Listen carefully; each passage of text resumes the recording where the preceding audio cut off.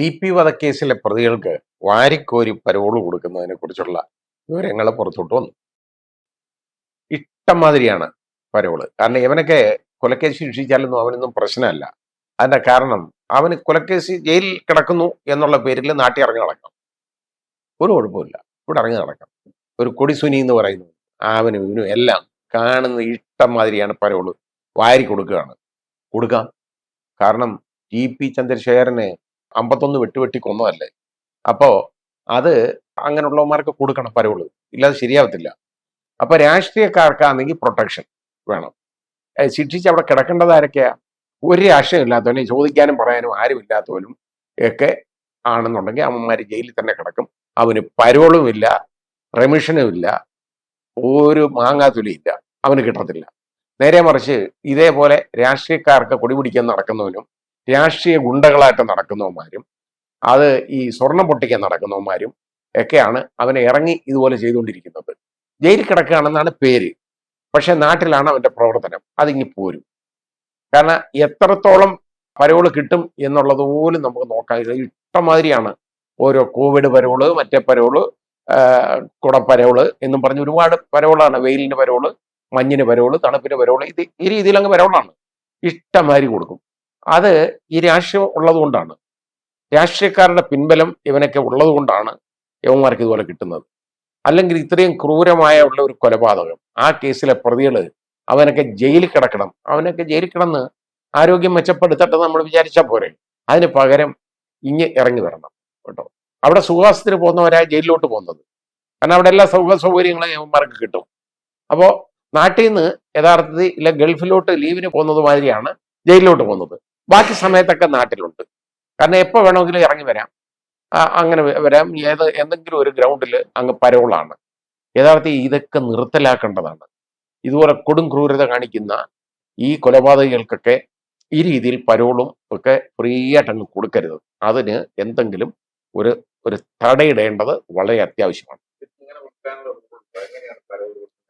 Parole കൊടുക്കുന്ന എന്തെങ്കിലുമൊക്കെ കാരണം പറഞ്ഞു കൊടുക്കുക. അതായത് ഒന്നുമില്ലെങ്കിൽ ഇത്രയും നാൾ ഞാൻ ജയിലിൽ കിടന്നു, എനിക്ക് ഒരു ട്രീറ്റ്മെന്റ് വേണം, നാട്ടിൽ എന്തെങ്കിലും പോയി ഒരു ട്രീറ്റ്മെന്റ് എടുക്കണം, അതിന് അങ്ങനെയുള്ളത് ജെനുവിൻ റീസൺ ആണെന്ന് കൊടുക്കാം. പിന്നെ വീട്ടിലാരെങ്കിലും ഇപ്പൊ അച്ഛൻ അതുപോലുള്ള അവർ ഓരോ ഗുരുതരാവസ്ഥയിലൊക്കെ കിടക്കുന്നത്, അവരെ ഒന്ന് നോക്കണം, കാണണം, ആ രീതിയിലൊക്കെ ഉള്ളതിന് കുറെ വർഷങ്ങൾ കഴിഞ്ഞാൽ അങ്ങനെയുള്ള ജെനുവിൻ ഗ്രൗണ്ടിന് വേണം പരോള് കൊടുക്കാൻ.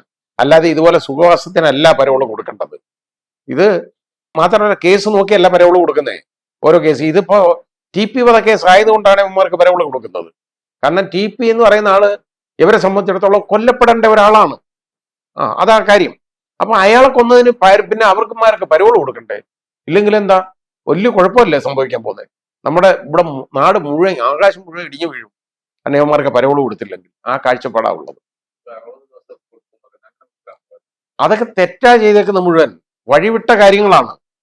ഈ കൊടിസുനി എന്നൊക്കെ പറയുന്ന അവന്റെ പേരിൽ എത്ര കേസുള്ളവനാണ്, ഏതൊക്കെ ഇടപാടുകളിൽ പെട്ടിട്ടുള്ളവനാണ്. പക്ഷേ അതൊന്നും ഇവിടെ പ്രശ്നമല്ല. അതൊക്കെ പാവങ്ങൾക്കും ഇതുപോലെ ഒരു രാഷ്ട്രീയമില്ല, ചോദിക്കാനും പറയാനൊന്നും ആരുമില്ല, അങ്ങനെയുള്ളവർക്ക് മാത്രമാണ് ഈ ജയിൽ ശിക്ഷ എന്ന് പറയുന്നത്. യവന്മാർക്കുള്ളതല്ല. യവന്മാർക്ക് ഇതൊക്കെ ആരെയും കൊന്നിട്ട് ജയിലിൽ കിടക്കേണ്ടതായിട്ടൊന്നും വരികയില്ല. അവന്റെ വീട്ടിലെ ഉള്ള ചെലവെല്ലാം പാർട്ടി കൊടുത്തോളും. ഈ പാർട്ടിയൊന്നും അവരുടെ സ്വന്തം സ്ത്രീധനം കിട്ടിയ പൈസയൊന്നും അല്ല എടുത്തു കൊടുക്കുന്ന ഈ ചെലവിന്. നാട്ടുകാരുടെ പൈസയാണ്. ബക്കറ്റ് പിരിവ്, ബാസ്ക്കറ്റ് പിരിവ്, ഓരോ പിരിവ് അങ്ങോട്ട് എടുക്കും, കൊടുത്തോണം. പിരിവെന്ന് പറഞ്ഞു കഴിഞ്ഞാൽ ആരും ഇങ്ങനെ ദൈന്യത തോന്നി കൊടുക്കുന്നൊന്നും അല്ല, പിടിച്ചു പറിക്കുന്നതാണ്. അതൊക്കെ കൊള്ളയാണ്. ഓരോ സ്ഥാപനങ്ങളിലൊക്കെ കയറി പിരിക്കാന്ന് പറയുന്നത് അത് പിരിവ് സ്വമേധയെ അവർ കൊടുക്കുന്നൊന്നും അല്ല. കൊടുത്തില്ലെങ്കിൽ വിവരം അറിയും.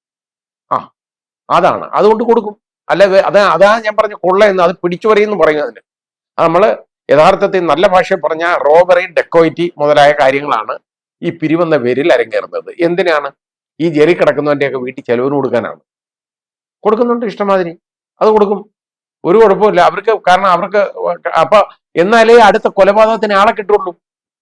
കൊന്നിട്ട് പോയാൽ എനിക്ക് പ്രശ്നമൊന്നുമില്ല, എനിക്ക് ജയിലിൽ ചാപ്പാട് കിട്ടും, ഇടയ്ക്കിടയ്ക്ക് എനിക്ക് ഇറങ്ങി വരാം, സുഖവാസത്തിന് വരാം. പിന്നെ അത് കൂടാതെ വീട്ടിലെ ചെലവും സൂക്ഷിച്ചോട്ട് നടക്കും. ജയിലിലാണെങ്കിൽ നല്ല ഫുഡും കിട്ടും, എല്ലാ സൗകര്യവും കിട്ടും, ഒരു പ്രശ്നവുമില്ല. അപ്പൊ ആ രീതിയിലുള്ള ഒരു കാഴ്ചപ്പാടാണ് ഇപ്പൊ യവന്മാർക്കൊക്കെ ഉള്ളത്.